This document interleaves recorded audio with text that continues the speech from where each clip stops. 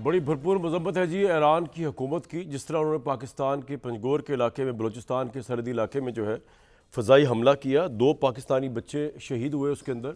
और अगर 2 पाकिस्तानी बच्चे शहीद ना भी होते, हमारा जो बॉर्डर क्रॉस किया है, जो फ़ज़ाई हदूद की खिलाफ वर्जी की है, ये प्रोवोकेशन ऑफ वॉर है।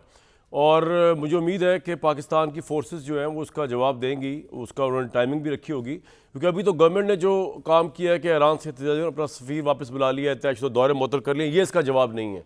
क्योंकि ताकत का जवाब सिर्फ ताकत से दिया जाता है। अगरचे पाकिस्तान की फ़ौज, अफवाज पाकिस्तान जो है वो 4 जगह से घिरी हुई है इस वक्त, ऑलरेडी 3 जगह से घिरी हुई है। नंबर 1 इंडियन बॉर्डर, नंबर 2 उसको डील कर रहे हैं, नंबर 2 अफगानिस्तान का बॉर्डर, नंबर 3 अब ये खुल गया ईरान वाला भी, और चौथा जो है पाकिस्तान के अंदर से अटैक हुआ। पाकिस्तान के एक पॉलिटिकल पार्टी ने जिस तरह अटैक किया, तो ये 3-4 अतराफ, तो चौथा ये खुल गया ईरान का। लेकिन फिर भी पाकिस्तान की आर्म फोर्सेस को जवाब देना पड़ेगा, देना चाहिए, और मुझे उम्मीद है वो देंगे भी, और बड़ा बेफिटेड जवाब होगा।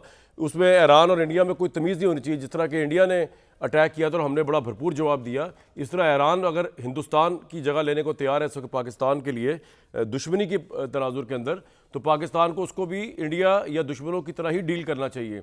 क्योंकि आप देखें दुनिया में जितनी भी पावर्स हैं, ख्वाह वो अमेरिका है, हम ये तो नहीं कह रहे कि वो अमेरिका है, लेकिन जिसकी जितनी जितनी कैपेसिटी होती है उनके एक शहरी को भी उठा लिया जाए।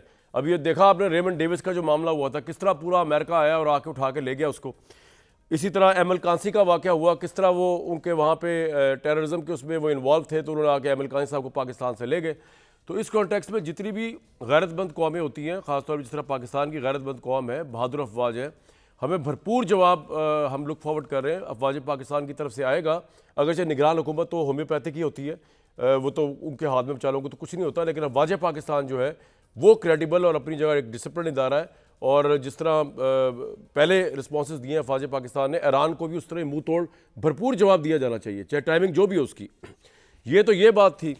दूसरी तरफ जनाब इलेक्शन का दौर दौरा है।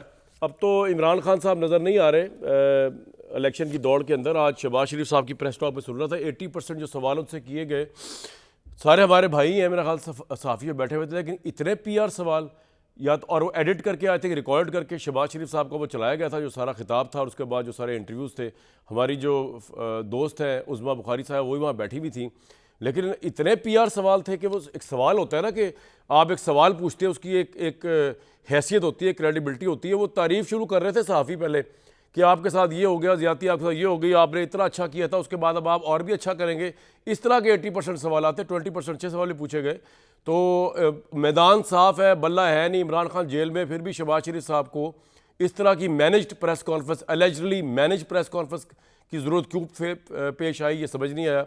नवाज शरीफ साहब आएंगे तो मंशूर देंगे, शहबाज साहब बता रहे दिन रह कितने गए इलेक्शन में, वो कब देंगे, वो कब मैदान में उतरेंगे। अब तो मैदान में है ही सिर्फ शेर ही शेर है पंजाब में, और तो है ही कोई नहीं। आज नून लीग की सियासत में बात करने की कोशिश करें, क्योंकि इमरान खान का पता तो हो गया साफ। और इसमें मैं कल सुन रहा था, शहबाज शरीफ साहब एक जगह इंटरव्यू दे रहे थे, कह रहे थे कि मेरे दिल की ख्वाहिश थी कि बल्ला जो है वो वापस आ लिया था, बल्ले से मुकाबला करते हैं। This was the joke of the century, क्योंकि आपको पता था कि आप बल्ले का मुकाबला नहीं कर सकते। इमरान खान ने सच्चा झूठा जो बयानिया बना दिया था साइफर का, और जो उसने नफरत डाली फौज के खिलाफ, उसकी बुनियाद पर जो उसने पॉपुलैरिटी ली, वो तो ले गया ना फिर। और आपकी जो PDM की 16 माह की नकम्मी और नाअहल तरीन गवर्नमेंट थी, उसने मजीद जो है वो इमरान खान को पॉपुलैरिटी दी, मजीद पॉपुलैरिटी दी, क्योंकि आप कुछ नहीं कर सके। और अब भी मैं हैरान हूँ आप क्या करेंगे, क्योंकि टीम तो आपकी वही है, इसहाक डार साहब भी वही हैं, शहबाज शरीफ साहब भी वही हैं। चलो पीपल्स पार्टी वाले नहीं होंगे, वो जो खारजा अमूर की वजारत संभाले बैठे हुए थे, प्लानिंग के वजीर भी वही हैं। एक वजीर दाखिला बड़े गजब के थे, नून लीग के, मानना पड़ेगा, राना सनाउल्लाह। बाकी कौन ऐसा बंदा था जिसने ये 16-17 महीनों के अंदर जो है वो कमाल कर दिया। तो जो अगर इलेक्शन जीत के जब ये आने लगे तो ये कमाल कर देंगे। इसमें बात करते हैं।